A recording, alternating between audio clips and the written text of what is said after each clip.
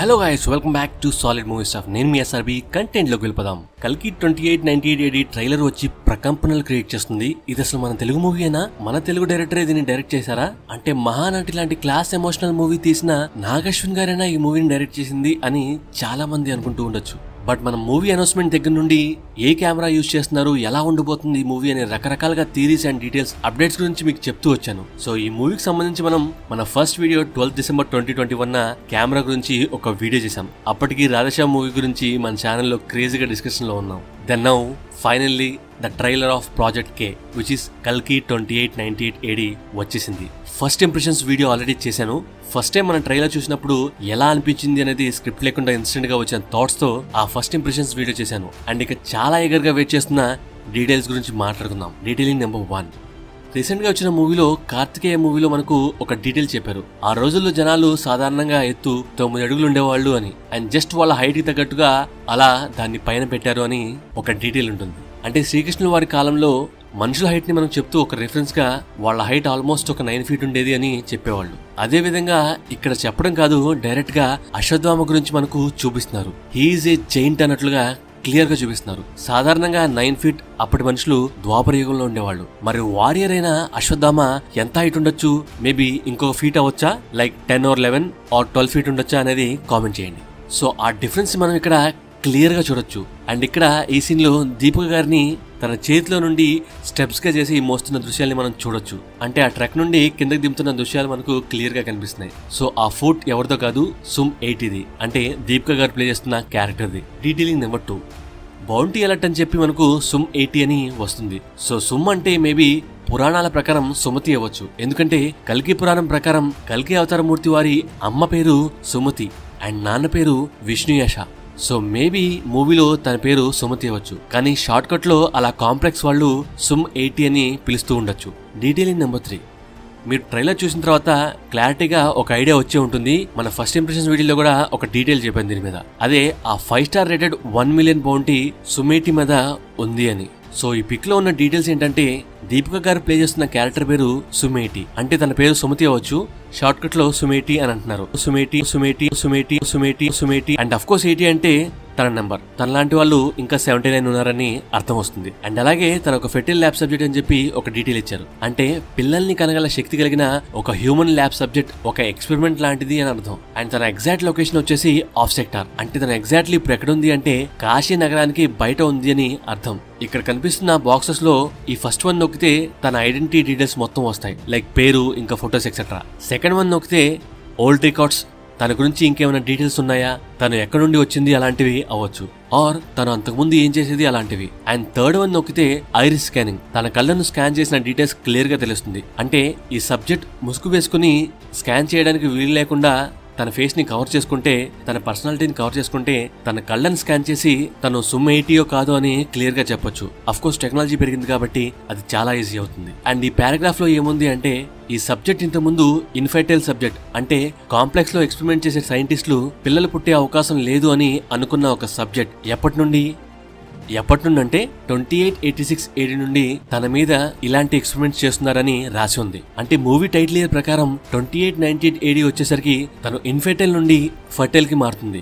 అంటే 12 years నుండి తన మీద ఎక్స్పెరిమెంట్ చేస్తూనే ఉన్నారు. అలా చేస్తుంటే 12th year లో తను అనుకోకుండా ప్రెగ్నెంట్ అవుతుంది. అంటే ఇయర్ 2898 AD లో తను ఆల్రెడీ 150 days ప్రెగ్నెంట్ అవుతుంది. అంటే 5 months ప్రెగ్నెంట్ గా ఉంటుంది. సో తన అన్ఎక్స్పెక్టెడ్ ప్రెగ్నెన్సీ ఒక క్లాసిఫైడ్ కాంప్లెక్స్ మిషన్ కోసం తను ఎంతగానో ఉపయోగపడుతుంది. సో అలా అన్ఎక్స్పెక్టెడ్ గా ప్రెగ్నెంట్ అయింది కాబట్టి తనకు మెడికల్ ఎమర్జెన్సీ కూడా అవసరం. సో ఆ మెడికల్ ఎమర్జెన్సీ అనేది క్లియర్ అవడానికి కాంప్లెక్స్ కి ఖచ్చితంగా తీసుకురావాల్సిందే, అలాంటి అవసరం ఉంది అని అక్కడ రాశారు. Detail number 4. దీపిక గారి పేరు ఇందులో సుమ్ 80. అంటే తనకంటే ముందు ఇంకా 79 members ఉన్నారని అర్థం. అండ్ తన తర్వాత ఎంతమంది ఉన్నారో ఐడియా లేదు. సో ఇంతకు ముందు వచ్చిన గ్లిమ్స్ ప్రకారం ఆ ఆడపిల్లల్ని చిన్నప్పుడే కిడ్నాప్ చేసి కాంప్లెక్స్ కి తీసుకురావచ్చు, ఆర్ బౌంటీ లాగా ఆడపిల్లలను అమ్మేసిన వారికి రివార్డ్ ఇస్తామని చెప్పి కాంప్లెక్స్ వాళ్ళు ప్రకటించవచ్చు. సో అలా ఆ గ్రూప్స్ లో ఉన్న ఆడవాళ్లను ఇలా టెస్ట్ సబ్జెక్ట్స్ కోసం ఉపయోగిస్తున్నారు. అంటే ఈ లెవిటేషన్ అవుతున్న, అంటే ఎగురుతున్న ఇన్వర్టెడ్ ట్రయాంగిల్ లో వాళ్లకు పరీక్షలు చేస్తున్నారు. సో ఇంతకీ ఆ సీక్రెట్ మిషన్ ఏమై ఉంటుంది? మేబీ కమల్ హాసన్ గారు ప్లే చేస్తున్న రోల్ కలి అనుకుందాం. సో ఆ కలి సంపూర్ణ కాన్షియస్నెస్ ని ఆ పుట్టిన పిల్లాడిలోకి పూర్తిగా పంపించి ఫాస్ట్ గా పెరిగి పెద్ద అయ్యేవాళ్ళలాగా చేసే ఒక ప్రక్రియ అవ్వచ్చు. అంటే ఆ ట్రయాంగిల్ లో మేబీ ఆ కలి ఉండొచ్చు. సో ఇక్కడ ఒక సీన్ లో శాశ్వత్ గారు సుప్రీం ఎస్కిన్ అంటారు. సో మేబీ కమల్ హాసన్ గారి పేరు ఎస్కిన్ అవ్వచ్చు. అండ్ అలాగే ఇక్కడ మనం సేబర్ టూత్ సింహం లాగున్న పెద్ద పెద్ద దంతాలున్న ఒక పులిని చూడొచ్చు. సో దాన్ని జనరల్ గా సేబర్ టూత్ అని పిలుస్తారు. ఆల్మోస్ట్ అంతరించిపోయిన ఒక జంతువు. సో కాంప్లెక్స్ లో ఉండే సైంటిస్టులు ఈ భూమి మీద తిరిగే ఒక ప్రాణి యొక్క అస్థిపంజరం నుండి దానికి పూర్తిగా ప్రాణం వచ్చేలాగా పరీక్షలు చేసి బ్రతికిస్తారు. దెన్ వాళ్ళని వాళ్ళు గాడ్స్ అనుకోవడంలో తప్పులేదు. సో ఉన్న టెక్నాలజీతో ఆ పొగరు గర్వంతోనే దేవుడు లేడు ఏమి లేడు, మేమే దేవుళ్ళం, ఉన్నది ఒకే ఒక్కడు, అది సుప్రీం యాస్కిన్ అని వాళ్ళు చెప్తూ ఉంటారు. సో డెఫినెట్లీ కమల్ హాసన్ గారి పేరు ఈ మూవీలో శాశ్వత్ గారు ఆయన బాస్ అయిన సుప్రీం యాస్కిన్ అమరుడు తనకు చావేలేదని చెప్పి అక్కడున్న ప్రజలను మభ్యపెడుతూ ఉండొచ్చు. అండ్ అలాగే ఇంకొక మరో ప్రపంచం వస్తుంది అని చెప్తూ మభ్యపెడుతూ ఉండొచ్చు. దాని గురించి మనం లాస్ట్ లో మాట్లాడుకుందాం. అంతరించిపోయిన సేబర్ టూత్ ని అవలేలుగా తయారు చేసిన వీళ్ళు సుప్రీం యాస్కిన్ కాన్షియస్నెస్ ని పూర్తిగా ఒక బాడీలోకి మారుద్దాం అని ఆ ప్రయత్నాలు చేస్తూ ఉండొచ్చు. బట్ ఇలాంటి ఎక్స్పెరిమెంట్స్ ఎంతమంది మీద ట్రై చేసినా సఫలీకృతం కాకపోవడంతో 12 years తర్వాత సుమేటి సక్సెస్ అయ్యి తన కడుపులో పెరుగుతున్న బిడ్డ కంప్లీట్ గా యాస్కిన్ కాన్షియస్నెస్ ని క్యారీ చేయగలదు అన్న విషయం తెలుసుకున్న సైంటిస్ట్ తనను ప్రొటెక్ట్ చేద్దామని అనుకునే లోపు తను అక్కడి నుండి పారిపోవడంతో ఆ స్టోరీ అంతా టర్న్ అయిపోతుంది. Detailing number 5. కాశీనగరం బయట ఉన్న ఒక పాడుపడ్డ గుడిలోనికి వెళ్లిన రాయ అక్కడ అశ్వత్థామను కలుస్తుంది. అదే మనకు అశ్వత్థామ టీజర్ లో క్లియర్ గా చూపించారు. సో పారిపోయిన ఆర్ కాశీనగరం నుండి బయటకు వచ్చిన రాయను పట్టుకోవడానికి వచ్చిన రైడర్స్ అశ్వత్థామను చూసి భయపడి ఆశ్చర్యపోయి తనను అటాక్ చేద్దాం అనుకున్న టైంలో అశ్వత్థామ వాళ్ళని చంపేస్తారు. సో వాళ్ళు భయపడడానికి ఆశ్చర్యపోవడానికి కారణం తను 10 to 12 feet హైట్ ఉండడం. సో ఆల్రెడీ కాశీలో జరిగే అన్యాయాలను చూసిన రాయ నువ్వు ఎంతో మందిని రక్షించగలవు అని అంటుంది. సో అక్కడే మనకు క్లియర్ కట్ గా స్టోరీని చెప్పేస్తారు అశ్వత్థామ. నేను రక్షించాల్సింది అందరినీ కాదు, కేవలం ఒక్కరినే అని. అదే మళ్లీ జన్మించిపోతున్న ఆ సృష్టికర్త అని మనకు క్లియర్ గా చూపిస్తున్నారు. ఐరనీ ఏంటంటే మహాభారతం ప్రకారం బ్రహ్మాస్త్రంచే అభిమన్యుడి భార్య అయిన ఉత్తర కడుపులో ఉన్న బిడ్డను సరిగ్గా 6000 సంవత్సరాల క్రితం జాలి దయ కరుణ లేకుండా చంపేసిన అశ్వత్థామే 6000 ఏళ్లు శిక్ష అనుభవించి మళ్లీ అలాంటి ఒక తల్లిని, ఆ తల్లి కడుపులోని ఒక బిడ్డను కాపాడడానికి పరితపిస్తున్నట్లుగా అల్లాడిపోతున్నట్లుగా మనకు చూపిస్తున్నారు. అంటే ఎంత ఈగర్గా తను ఆ తల్లిని కాపాడాలి, ఆ బిడ్డను రక్షించాలని చూస్తున్నాడు. అప్పుడు చంపాడు, ఇప్పుడు రక్షిస్తున్నాడు. ఆ విల్లింగ్నెస్ ని అశ్వత్థామ కళ్ళల్లో కనిపించేలాగా చేశారు లెజెండరీ యాక్టర్ అమితాబ్ బచ్చన్ గారు. సో అందుకనే ఇక్కడ ఆయన నీల్ డౌన్ అవుతున్న దృశ్యాల్ని మనం చూడొచ్చు. అంటే ఇక్కడ భైరవను అమాంతం తన చేత్తో పట్టుకుని ఎత్తి అవతల పడేసిన దృశ్యాల్ని మనం చూసిన తర్వాత ఆ తల్లిని చూసిన ఆనందంలో తను ఆస్వాదిస్తూ తనకు మోకరిల్లిన దృశ్యాల్ని మనకు ఇక్కడ కట్ చేసి అప్పుడు తను చేసిన ఘోరమైన అపరాధాన్ని గుర్తుకు తెచ్చుకుంటున్న సన్నివేశాన్ని మనకు ఆ మహాభారతంలో చూపిస్తున్నారు. సో అలా తను 6000 సంవత్సరాలుగా పశ్చాత్తాపం పడుతున్నారు అనేది మనకు క్లియర్ గా చూపించేలాగా డైరెక్టర్ నాగేశ్వన్ గారు మార్వెలస్ గా రాశారు, అద్భుతంగా రాశారు. Hats off to both of them. మనం ఎన్నోసార్లు మన వీడియోలో మాట్లాడుకున్నాం, ఎమోషన్స్ లో నాగేశ్వన్ గారు తిట్ట ఖచ్చితంగా అల్లాడిస్తారు. ఆ ఎమోషన్స్ తో కూడిన ఫైట్ ప్రాపర్ యాక్షన్ పడితే అది వేరే లెవెల్లో ఉంటుంది అని మాట్లాడుకున్నాం. సో అదే మనకు జస్ట్ ఈ ట్రైలర్ లో చూపిస్తున్నారు. అండ్ ఇక మూవీలో ఏ లెవెల్లో ఉంటుందో ఇమాజిన్ చేసుకోండి. ఎంత ఎమోషన్స్ ఉంటాయి, ఎంత ఎలివేషన్స్ ఉంటాయి, అండ్ ఎంత యాక్షన్ ఉంటుంది అనేది ఒక్కసారి ఊహించుకోండి, ఒళ్ళు గగ్గురు పుడుతుంది. Detailing number 6. ఈ పిక్ లో కనిపించే వర్డ్స్ ఇన్స్టెంట్ క్రిమేట్ 500 యూనిట్స్ అని ఉంది. సో కాశీనగర్ లో 800+ years తర్వాత ఇంకా ఆ నమ్మకం అలాగే ఉందని మనకు చూపిస్తున్నారు. క్రిమేట్ అంటే తెలుసుగా, దానం చేయడం. అండ్ అలాగే ఇది కాశీనగరపు ఎంట్రన్స్ అనుకుంటే వీళ్ళు వచ్చే నేల ఇసుక దిబ్బలు. మేబీ గంగానది ప్రవహించే ప్లేస్ అవ్వచ్చు. అంటే ఇది గెస్. ఇప్పుడున్న గంగానది అడుగున ఉన్న శివాలయంలో అశ్వత్థామ ధ్యానంలో ఉంటారని మనకు చూపిస్తున్నారు. సో అందుకనే వాటర్ పైనుండి పడుతున్నాయని క్లియర్ గా తెలుస్తుంది. అంటే ఆ గుడిలోకి వెళ్ళడానికి భూమి మీద నుండి ఏదైనా సొరంగ మార్గం ఉన్నప్పటికీ ఆ గుడి మాత్రం సరిగ్గా గంగానది కింద ఉంది అని ఒక గెస్. ఆర్ జస్ట్ కాశీనగరం బయట ఒక మారుమూల ప్రాంతంలో ఈ శివాలయం గోప్యంగా ఉండొచ్చు. Detailing number 7. సో ఈ ప్లేస్ లోనే మేబీ ప్రాజెక్ట్ కి ఎక్స్పెరిమెంట్స్ జరుగుతూ ఉండొచ్చు. సో ఇదంతా గెస్. ఆ ప్లేస్ కి వెళ్ళాలి అంటే మేబీ ఈ స్టాట్యూ హ్యాండ్ మీద ఎక్కితేనే అక్కడికి వెళ్ళగలరు. లేదు ఎవరన్నా ఫ్లయింగ్ మిషన్స్ తో వెళ్ళాలని ట్రై చేస్తే మేబీ ఆ స్టాట్యూ కాల్చేస్తుందేమో. ఎందుకంటున్నారు అంటే వాళ్ళ దగ్గర ఫ్లయింగ్ చేసే ఆబ్జెక్ట్స్ చాలానే ఉన్నాయి, ఎప్పుడు కావాలంటే అప్పుడు ఎగరొచ్చు. బట్ ఎందుకని స్లోగా ఈ హ్యాండ్ మీద ఎక్కి వెళ్తున్నారు? ఎందుకంటే మేబీ అదొకటే ఆప్షన్ అవ్వచ్చు. Detailing number 8. 6000 సంవత్సరాల క్రితం కనిపించింది అని రాజేంద్ర ప్రసాద్ గారు తన వాయిస్ లో చెప్తున్నారు. కట్ చేస్తే శాశ్వత్ గారి డైలాగ్స్ ని కలిపి మనకు ట్రైలర్ లో చూపిస్తున్నారు. సో వాళ్ళిద్దరూ ఒకే టాపిక్ అయినా మాట్లాడుతూ ఉండాలి, లేదా వేరే టాపిక్స్ అన్ని కలిపి మనకు ట్రైలర్ లో ఇలా కట్ చేసి చూపిస్తున్నారా? అండ్ వాళ్ళు మాట్లాడుతున్న టైంలో మనకు ఆ ధనస్సును క్లియర్ గా చూపిస్తున్నారు. So here is the theory about that బో, అంటే ఆ ధనస్సు మీద ఒక థియరీ. ఖచ్చితంగా శాశ్వత్ గారు మాట్లాడుతున్న టాపిక్ వచ్చేసి ఆ ధనస్సు గురించి. 6000 years బ్యాక్ కనిపించిన ఆ బో మళ్ళీ ఇప్పుడు కనిపించడమే కాదు, దానికి పవర్ వచ్చింది అని అంటున్నారు. అంటే ఇక్కడ 2 థియరీస్ ఉన్నాయి. అవేంటంటే ఆ బో శ్రీకృష్ణుల వారిది అయి ఉండొచ్చు, దాని పేరు సారంగా అని మనం ఆల్రెడీ ఎక్స్ లో ఒక పోస్ట్ వేశాం. అండ్ అఫ్ కోర్స్ ప్రీవియస్ వీడియోలో కూడా క్లియర్ గా దాని గురించి మెన్షన్ చేశాం. అంటే యుగ యుగాలుగా ఆ ధనస్సుని విష్ణుమూర్తి స్వామి వారు ఉపయోగిస్తున్నారు. చివరగా శ్రీకృష్ణుల వారు దాన్ని ద్వారకా నగరానికి సమీపంలో ఉన్న సముద్రంలో విసిరేశారు అని చెప్తూ ఉంటారు. సో సముద్రాలు ఇంకిపోయాయి కాబట్టి అది కాంప్లెక్స్ లో ఉండే రైడర్స్ కి దొరికిండొచ్చు. అండ్ ఆ ధనస్సు చివరకు ఆ కల్కి అవతార్ మూర్తికి చేరేలాగా విధి నిర్ణయం అవ్వచ్చు. అంటే మేబీ సొమ్మెట్టి కడుపులో ప్రాణం పోసుకున్న బిడ్డ వల్ల దానికి పవర్స్ వచ్చి ఉండొచ్చు. ఆర్ సెకండ్ థియరీ వచ్చేసి శ్రీకృష్ణుల వారి శాపం వలన ఆ మణిని కోల్పోయిన అశ్వత్థామ తను ప్రయాణించి కాశీనగరానికి చేరుకొని అక్కడ గంగానదిలో తన ధనస్సుని పడేయవచ్చు. అంటే 6000 క్రితం ఆ ధనస్సుని ఆ నదిలో పడేయొచ్చు. ఎందుకంటే తన శక్తిని ఆ మణితో పాటే కోల్పోయారు. అలా తనతో ఉన్న ఆ విల్లు, ఆ ధనస్సుకు కూడా ఎటువంటి ప్రాముఖ్యత ఉండదు. సో అందుకనే అలా తను నదిలో ఎక్కడన్నా దాచుండొచ్చు, లేదా పడేసి ఉండొచ్చు. సో అలా పారేసిన ఆర్ గంగమ్మ ఒడిలో దాచిన ధనస్సు 6000 సంవత్సరాల తర్వాత ఈ కాంప్లెక్స్ లో ఉండే రైడర్స్ కు ఆ గంగా నది ఎండిపోయిన తర్వాత దొరికిండొచ్చు. సో అలా రైడర్స్ కి ఆ ధనస్సు దొరకడంతో అది తీసుకువచ్చి కాంప్లెక్స్ లో జాగ్రత్తగా ఒక రూమ్ లో పెట్టారు. అయితే 6000 సంవత్సరాల క్రితం వచ్చిన పవర్ మళ్ళీ ఇప్పుడెందుకు వచ్చింది అంటే ఆ శివలింగానికి చివరగా ఆ చివరి బొట్టైన ఆ నీరుతో అభిషేకం జరిగి ఆగిపోవడంతో అశ్వత్థామకు క్లియర్ గా తను బయటికి వెళ్లాల్సిన అవసరం వచ్చింది అని తెలుస్తుంది. సో ఆ టైంలోనే తన దగ్గరున్న మణికి శక్తులు వచ్చాయని కూడా తెలుస్తుంది. దాన్ని తను ధరిస్తారు. సో అదే టైంలో శాశ్వత్ గారు తనతో పాటు ఉన్న ఆ వ్యక్తితో అశ్వత్థామకు తన మణి లభించింది, మళ్లీ తన శక్తి తనకు వచ్చింది అని తన పక్కనున్న వ్యక్తితో చెప్తూ ఉండొచ్చు. అయితే అశ్వత్థామకు తన దగ్గరున్న తన మణికి పవర్ వచ్చింది అంటే ఆ శ్రీ మహావిష్ణుమూర్తి స్వామివారు మళ్లీ ఈ భూమి మీదకి అడుగు పెట్టబోతున్నారు అని, ప్రస్తుతానికి తల్లి కడుపున ప్రాణం పోసుకున్నారు అని తెలుసుకొని ఆ శివాలయం నుండి బయటికి రావచ్చు. అలా తనను అన్వేషిస్తూ ఉండొచ్చు. అలా ఆ ధనస్సుకు కూడా దాని పవర్ వచ్చి ఉండొచ్చు.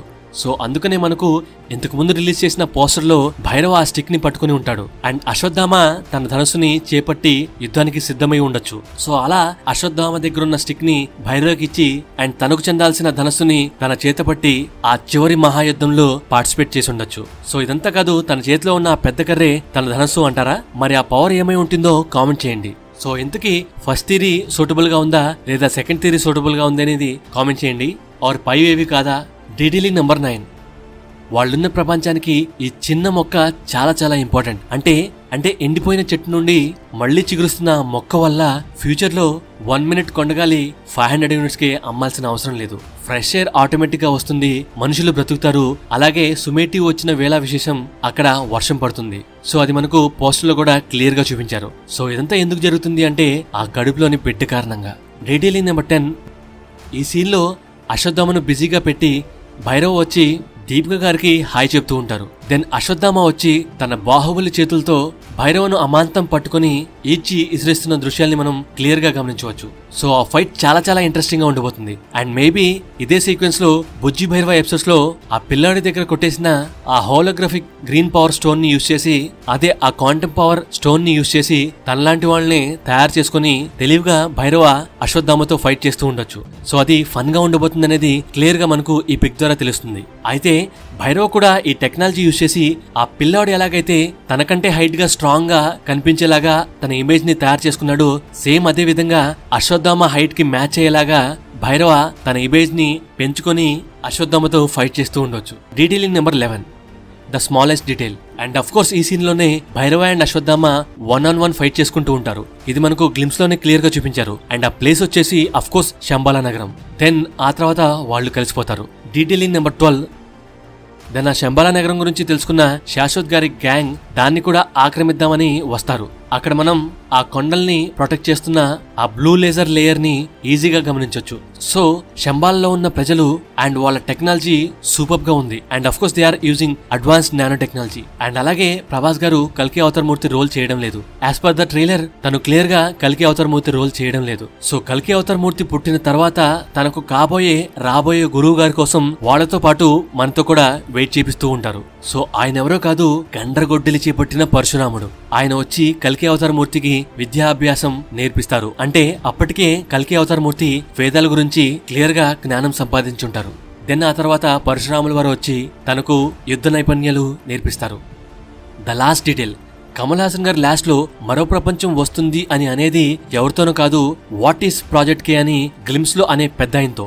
సో తనతో ఈ ట్రైలర్ లో మరో ప్రపంచం వస్తుంది అని అంటారు. అంటే ఇక్కడ నాగార్జున గారు ఓల్డ్ మూవీస్ రెఫరెన్స్ తీసుకుని ఉండొచ్చు. అంటే మేబీ మరో ప్రపంచం ఇలా ఉంటుంది అని అందరినీ నమ్మించి ఆశలు కల్పించి హోప్స్ తో వాళ్ళు ఉండేలాగా ఈ శాశ్వత్ గారు చేసి ఉండొచ్చు. ఇంతకీ శాశ్వత్ గారి పేరేంటో తెలుసా? కమాండర్ మానస్. అది మనకు B&B Bujji and Bhairava episode లో క్లియర్ గా తెలుస్తుంది. అంటే కమాండర్ మానస్ కి పైనాపిల్స్ అంటే చాలా ఇష్టం అంట. సో అది మనకు ఆ ఎపిసోడ్స్ లో క్లియర్ గా చూపిస్తారు. సో ఇలా కమాండర్ మానస్ ఈ కాంప్లెక్సే కాదు, ఒక మరో ప్రపంచం వస్తుంది మన దగ్గరికి అని అందరికీ అక్కడున్న వాళ్ళకి ఆశలు హోప్స్ కలిగించి వాళ్లను మభ్య పెడుతూ వాళ్ళ గ్రిప్ లో పెట్టుకుంటూ ఉండొచ్చు. అండ్ అఫ్ కోర్స్ పవర్ ఉపయోగించి కూడా వాళ్ళను కంట్రోల్ చేస్తూ ఉండొచ్చు. లైక్ మేమే దేవుళ్ళం, మా సుప్రీం లీడర్ ఎస్కిన్నే దేవుడు అని చెప్తూ ఉండొచ్చు.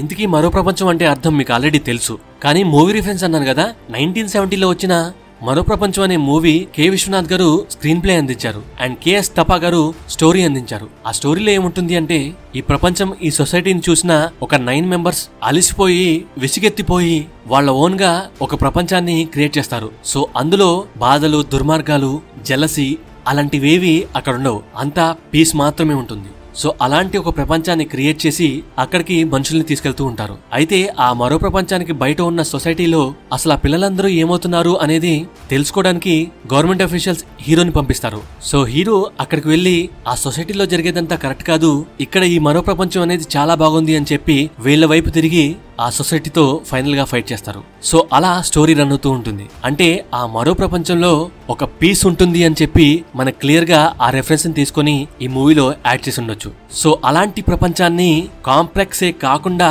దానికి మించిన ప్రపంచాన్ని తీసుకొచ్చి మీ దగ్గర పెడతాను, అందులో మిమ్మల్ని పెడతాను అని చెప్పి ఈ supreme leader Yaskin and commander Manas ఈ జనాల్ని మభ్య పెడుతూ ఉండొచ్చు, వాళ్లకు ఆశలు కలిగిస్తూ ఉండొచ్చు. సో అక్కడే మీ గాడ్ పుడతాడు అని చెప్పి వాళ్లను మభ్యపెడుతూ ఉండొచ్చు. సో అలా కమల్ హాసన్ గారి కాన్షియస్నెస్ ని తన ప్రాణాన్ని తీసి అప్పుడే పుట్టిన కిడ్ ఆర్ పుట్టబోయిన కిడ్ లో చేర్చి ఇలా ఆ కిడ్ పుట్టాడు, తనే దేవుడు, తనే మీకు ఫ్యూచర్ అని చెప్పి పూర్తిగా మభ్యపెడతామని ప్రయత్నిస్తూ ఉండొచ్చు.